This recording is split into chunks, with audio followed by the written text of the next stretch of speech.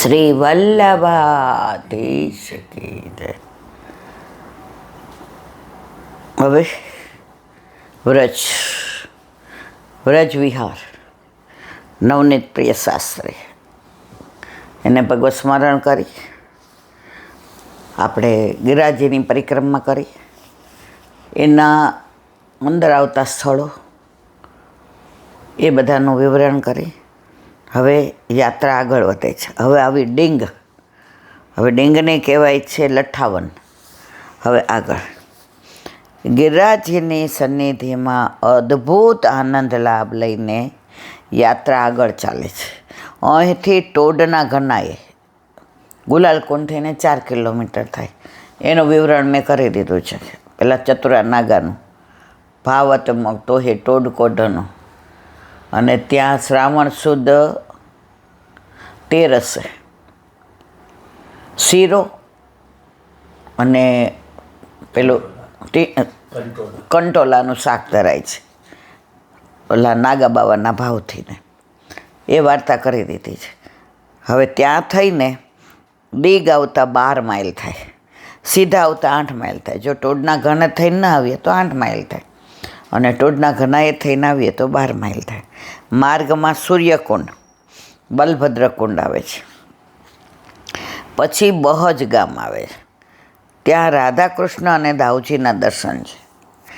રેવતી કુંડ છે. આગળ ચાલતા ડીગ શહેર આવે છે. તે વ્રજ પરિક્રમામાં ન હોવા છતાં આગળનું અંતર વધુ હોવાથી અહીં મુકામ થાય છે. આ ગામ પહેલાં ભરતપુર રાજ્યમાં હતું, અત્યારે રાજસ્થાનમાં ગણાય છે. તેનું જૂનું નામ દીર્ઘપુર છે. ભરતપુર રાજ્યના સંસ્થાપક શ્રી બદંગસિંહે આ વસાવેલો છે. કહેવાય છે ભરતપુરના રાજા દિલ્હીના બાદશાહ સામે લડતા વીરગતિ પામ્યા. ભરતપુરના રાજા દિલ્હીના બાદશાહ સામે લડતા વીરગતિ પામ્યા. તેમના પુત્ર એક વખત મહેલની અગાસીમાં ઊભેલા. સ્વાભાવિક રીતે મૂછે હાથ ફેર્યો. નીચે ઊભેલી વાળનાર બાઈએ તે જોયું. રાજાનું મોં દિલ્હી તરફ હતું. બાઈએ વાત ચલાવી પોતાના મનથી ગોઠવીને, રાજા દિલ્હી પર ચઢાઈ કરવાના. જુઓ, આપણે બધા વાતનું કેવું વતેસર બનાવીએ છીએ, જે ઓલાને ખબર નહીં હોય. અમસ થાય રાજા રજવાડાને તે હોય કે મૂછ વધી એટલે આમ કરે કે આમ કરે. તો નીચે વાળવાવાળી બાએ જોયું તો એણે મનગઢત વાત ચલાવી કે આ રાજા તો દિલ્હી ઉપર ચડાઈ કરવાના. અને આમે તમે જોજો, બૈરાઓ વાત કરે ને એને તમારે બ્રોડકાસ્ટિંગ થતાં જરાય વાર ન લાગે. ઓલ ઇન્ડિયા રેડિયો તમારે ન આપવું હોય, પૈસા ન ખર્ચાય, એક લેડીઝને કહી દેવાનું ને કહેવાનું કોઈને કહેતી નહીં, તને જ કીધું છે. એટલે એ દરેકને કહેશે કોઈને કહેતી નહીં, તને જ કીધું છે.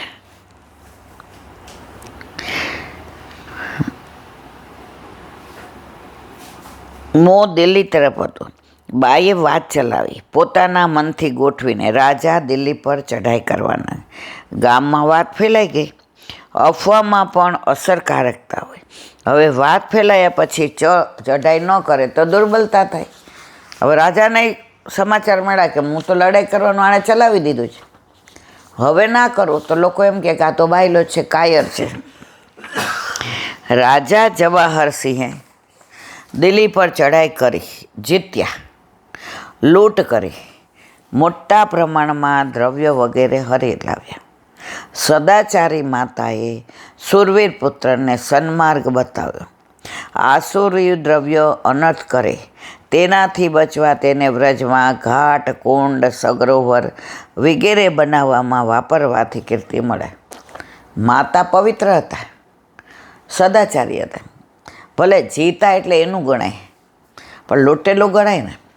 એટલે કે આવું દ્રવ્ય અનર્થ કરે એટલે આ ઘરમાં વપરાય નહીં, રાજમાં લવાય નહીં. તમે વ્રજના બધા સ્થળો, ઘાટ, કુંડ આ બધાને વ્યવસ્થિત કરાવો. ઘણીવાર આપણે પૈસા ખોટી રીતે વપરાઈ જાય કે બહુ દવા, તો આપણે શું કહીએ ખોટા કોકને આવી ગયા હશે. દ્રવ્ય ખોટું આવે ને તો જ ખોટી રીતે વપરાય. ઘણીવાર દગો કરેલો હોય, ઘણીવાર સામેવાળાને ઉલ્લુ બનાવેલા હોય, ઘણીવાર ઘરમાં જ આપણે એકબીજાને, તો આ બધું દ્રવ્ય ઠાકોરજીને એટલે જ વલ્લભે કહ્યું છે, વ્યાજે લાવેલા પૈસાનું સેવા ઠાકોરજી ન થાય. દીકરીનો વિક્રય કર્યો હોય એ પૈસા ઠાકોરજીને કામમાં ના આવે. ચોરી કરેલા હોય એ પૈસા કામ ના આવે. વ્યાજ વટાવના કામમાં ન આવે.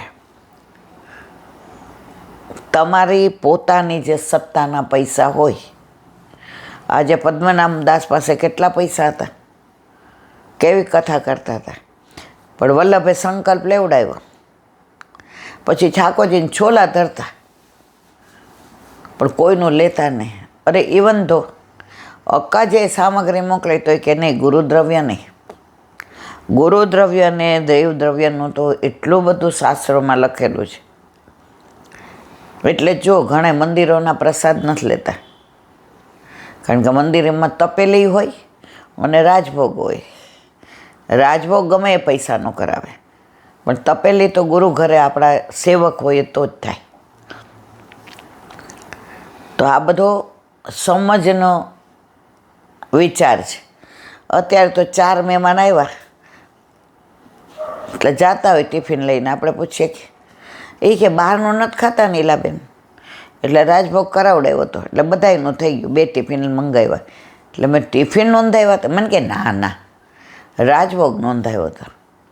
અને મંદિરોમાં ટિફિન લઈ આવે માપના, કે કોઈને વધુ ઓછું ન થાય, એટલે રાજભોગ સરાવીને ટિફિન ભરી દઈએ.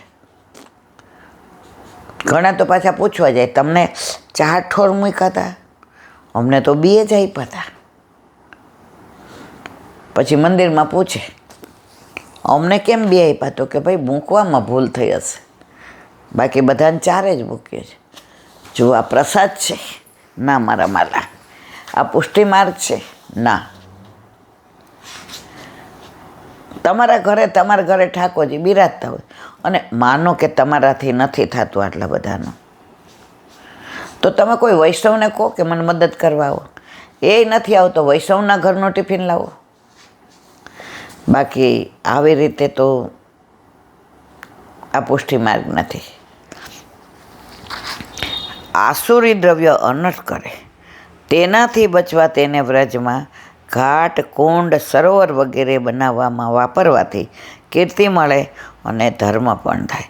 પુત્રે માની આજ્ઞા પાડી, વજેન્દ્ર પદ મળ્યો, ગોપાલ ભવન, સૂરજ ભવન, સુંદર સ્થાપ્ય ડીગમાં બનાવ્યા. તેમાં દિલ્હીથી જીતેલા શાહી બેગમનો ઝૂલો, આપણે ડીગનો મેલ જોવા જાય છે ને, ઓલા બધા ફુવારા, ફાઉન્ટેન ને, અત્યારે એટલું જ રળિયામણું છે. એમાં ઉપર અંદર તો બધું જે છે એક જ પથ્થરમાંથી બનાવેલા પલંગ ને ઝૂલા ને આ બધાના દર્શન આપણે કર્યા હતા. તેમાં દિલ્હીથી જીતેલા શાહી બેગમનો ઝૂલો, નિકસના પથ્થરમાંથી બનેલો બાદશાહનો સ્નાન મંચ, શાહી મહેલના દરબારના બારણા વગેરે ચિહ્નો આજની તારીખમાં પણ છે. સંગેમરમરના ફુવારા, હોજ છે, રૂપસાગર, ગોપાલ સાગર, સુંદર મોટા સરોવર ઉપરાંત 3-4 સરોવર બીજા છે.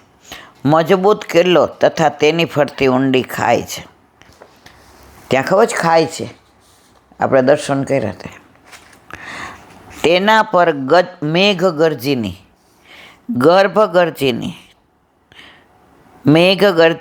ગર્ભગંજીની મહાકાલી નામની જૂની મોટી તોપો છે.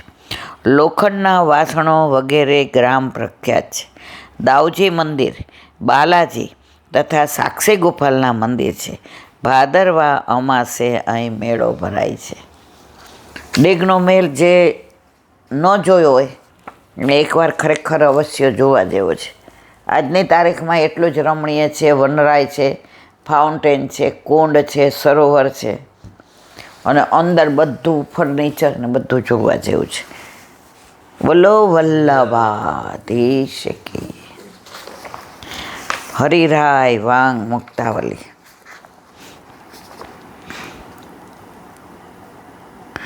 સંત્યજ્ય સર્વ વિષયા નિત્યત્ર નિરપેક્ષિતા સ્વરૂપ નિરપેક્ષત્વમ વિયોગે દ્રશ્યતે હરે. ગુજરાતી. વેણુનાથથી પ્રભુએ ગોપાંગનાઓને બોલાવ્યા. મીઠા મીઠા નાદ વેણુ ના દૂરથી આવી આવીને કાને સંભળાય. નંદનો કુંવર પેલો માખણનો ચોર ગેલો. નંદનો કુંવર પેલો માખણનો ચોર ગેલો. વેણુ નાદે મુજને સંભળાય. મીઠા મીઠા નાદ વેણુના દૂરથી આવી આવીને માર કાને અથડાય. તો વેણુનાથથી પ્રભુએ ગોપાંગનાઓને બોલાવ્યા અને ગોપાંગનાઓ વનમાં આવ્યા ત્યારે પ્રભુએ એઓને ચાલ્યા જવાનું કહ્યું. જુઓ, જે સ્થિર હતા એ રહ્યા. આપણને કહેતા આપણે તરત આપણને બોલાવીને ના પાડી ટણી કરીએ તો આ હેલા આને બોલાવ્યા, નામ દઈ દઈને આવ્યા. સ્વાગતમ મહાભાગે, તમારું સ્વાગત છે. કેમ આવવાનું થયું? અરે તમે બોલાવ્યા, વેણુનાથ તમે કર્યો, અને હવે એવું પૂછો છે કે કેમ આવ્યા? પછી કે રાત્રિનો સમય છે, હવે આ વન જોઈ લીધું હોય તો ઘરે જાઓ. પતિ દુબળો હોય, અપંગ હોય, ગાંડો હોય, બુદ્ધિ વગરનો હોય, કમાતો ન હોય, તોય પતિને છોડીને ના આવે. તમે કેમ આવ્યા? હવે જાઓ બધાય.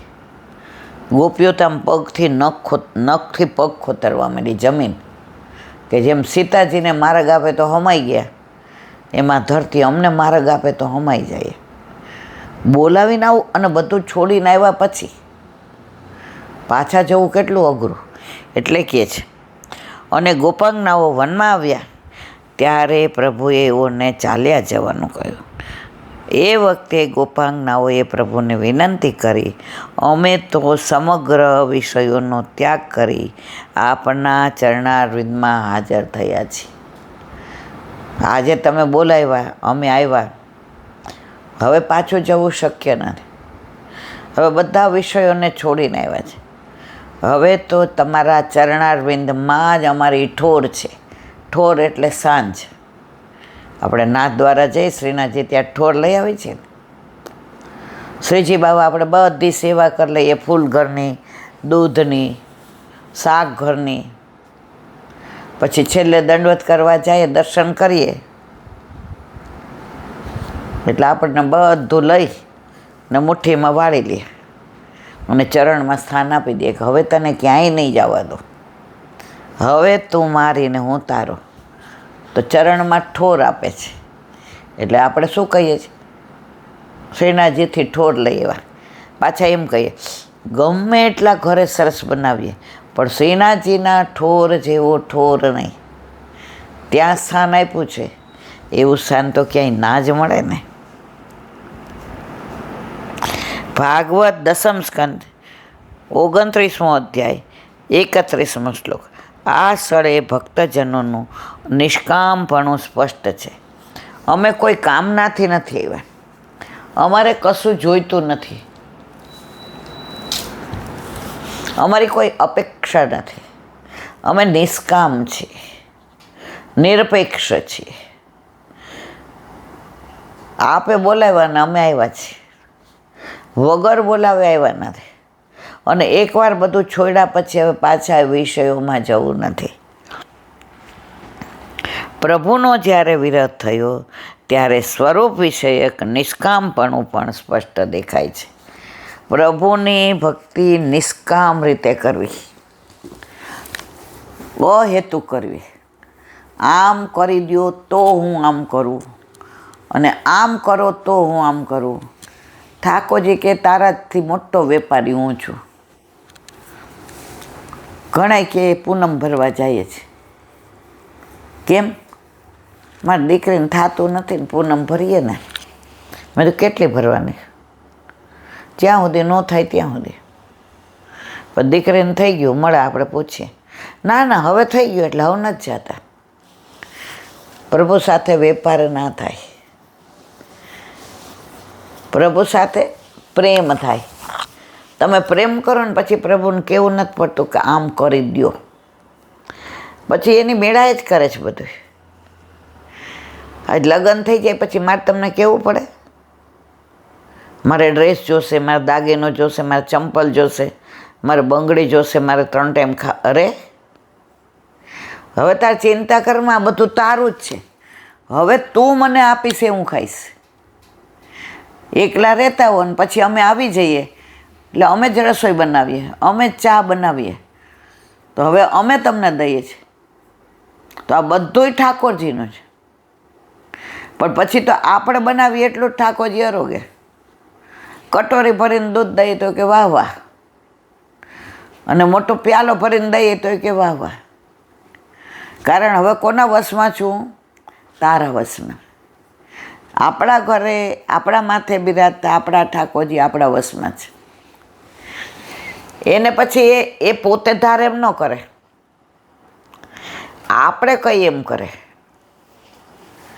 આપણે ક્યાંક જવું હોય ને 4 વાગ્યામાં અરોગાવી દઈએ તો એ જમી લે છે ને, ફરિયાદ કરે છે. એકવાર એક બેન કહે કે મેં કાજુ કારે